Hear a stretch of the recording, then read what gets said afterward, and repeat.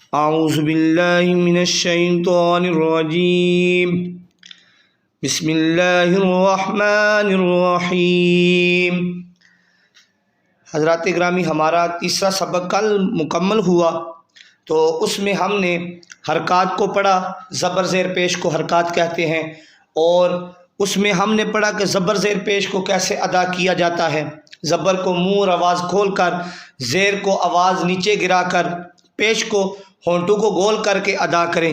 اس کے علاوہ ہم نے الف کے متعلق پڑھا، الف پر زبر آ جائے، زیر آ جائے، پیش آ جائے، جزم آ جائے یا کھڑا زبر کچھ بھی آ جائے، جب اس پہ کوئی حرکت آ جائے تو الف نہیں ہوگا بلکہ وہ حمزہ ہوگا، کیونکہ الف ہمیشہ ساکن ہوتا ہے اور الف سے پہلے ہمیشہ زبر آتا ہے۔ اور اس کے علاوہ ہم نے یہ پڑھا کہ زبر کو پڑھنے کے طریقے، اور را پر اگر زبر یا پیش ہو تو را کے پر پڑھا جائے گا، اور را کے نیچے اگر زیر ہو تو را کو بریک پڑھیں گے۔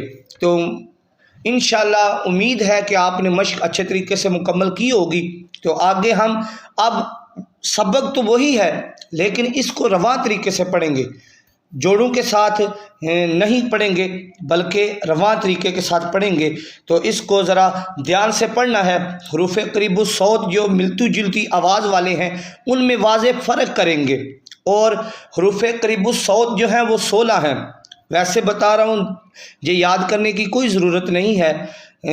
حروف قریب الصوت جو 16 ہیں وہ یہ ہیں: تا، تو، تا اور تا میں فرق کرنا ہے، زا، زال اور ضا میں فرق کرنا ہے، یہ 5 ہو گئے۔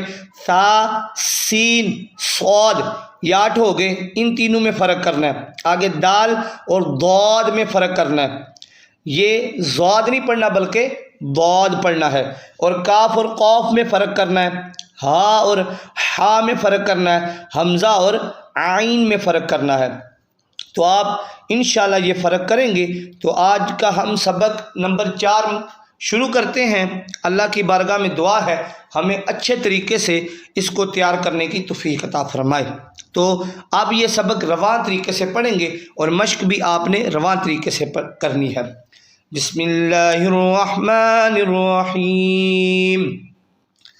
تا، تی، تو، تو، تی، تو، زا، زی، زو، ذا، ذی، ذو، ظا، ذی، ذو، ثا، ثی، ثو، سا، سی، سو، صا، سی، سو، دا، دی، دو، ضا، دی، دو، کا، کی، کو، قا، قی، قو، ہا، ہی، ہو، ہا، ہی، ہو، آ، ای، او، آ، عی، عو، خا، خی، خو، غا، غی، غو، با، بی، بو، ما،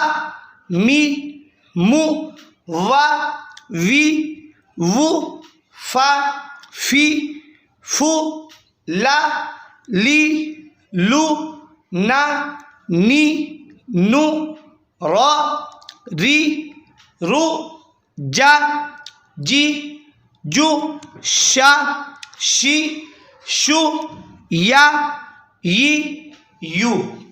یہ آپ کا سبق نمبر 4 مکمل ہوا۔ پہلے بھی میں نے بولا تھا کہ کسی بھی صورت میں زبر زیر پیش کو لمبا نہیں کرنا، اور کچھ چیزیں ہیں جو ہم خاص پہلے بھی میں نے بتایا تھا، خاص چیزیں ہی کچھ پڑھیں گے۔